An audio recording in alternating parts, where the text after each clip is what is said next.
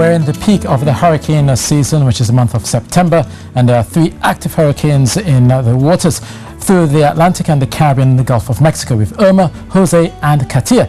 Obviously, this has happened before, back in September of 2010, so obviously it's not a surprise. But looking at Irma, Irma has definitely broken the records, being the strongest Atlantic hurricane, and basically with as much energy as all the 2017 storms and hurricanes combined, from Arlene to Harvey.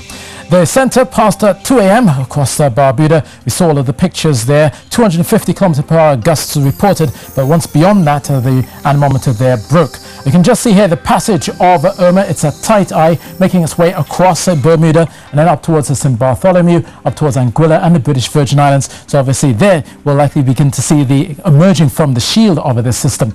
But the impacts are still likely to be felt all the way across as we get towards late on Thursday going into Friday, especially along the northern coastlines of the Dominican Republic and Haiti, and as we go into the weekend, heading up towards the coastline of Florida. But the Bahamas and the Turks and Caicos Islands are in its path. Now obviously, if that's not enough, following the path of Irma, there is Jose, which is set to become another major hurricane, possibly as we get close to the weekend, and we'll likely see another Category 3 system, possibly nearing the Leeward Islands, and obviously they're hoping for any sort of wobble to push it towards the northwest. Now obviously it's set to swing around in the area of high pressure, and hopefully that should hold and begin to recurve the system. But if it doesn't, then obviously it will likely be another hit across the Leeward Islands there.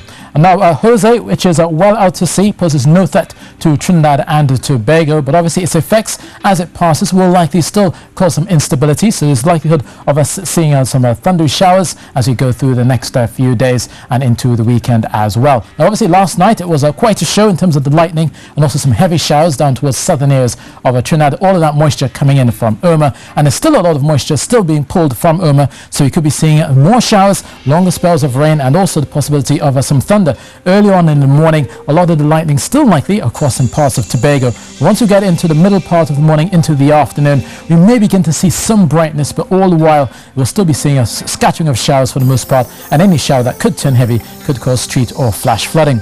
Now for Trinidad, especially along western areas, the likelihood of seeing some lightning as well being sparked. The waters are warm over the Gulf of Paria, as well as the instability in the air, and this will likely cause some lightning strikes as you go through the night.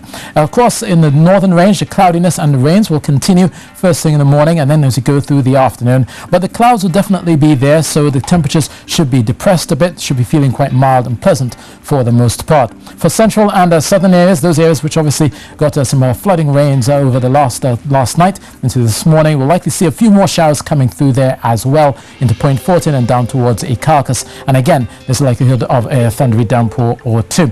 It will feel quite milder tonight, 24 degrees Celsius, 26 in Tobago, no higher than 31 in Tobago as we go into our Friday as well. And we've been talking about the approach of Jose, which will remain well out to sea, but obviously it will block our trade winds, allowing us to get some light winds as well as the moisture building, and obviously the daytime heating will likely spark some thundery showers there.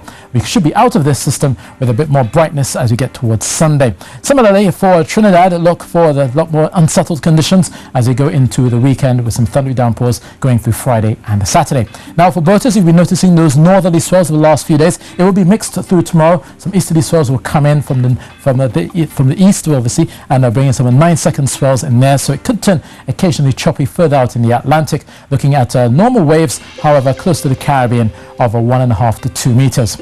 Now this is the passage of Irma in terms of the hurricane force winds. Now these winds extend about 85 kilometers from the center. The tropical storm force winds extend up to 280 kilometers, and obviously all of this area here from the Bahamas coming all the way down to Cuba will likely feel the effects. And as we go through Friday, it will be for the Bahamas out towards Nassau late on Friday going into Saturday, and obviously they're all watching the system as it passes by and obviously trying to avoid the core if they can. But the rains will definitely be a factor going all the way through the Turks and Caicos, some flooding rains, and also the storm surge well over 3 meters in places. So obviously that's something that everyone will be watching as they go through the next few days. But for us, we'll still continue to see some clouds and also some showery spells and possibly some lightning and thunder.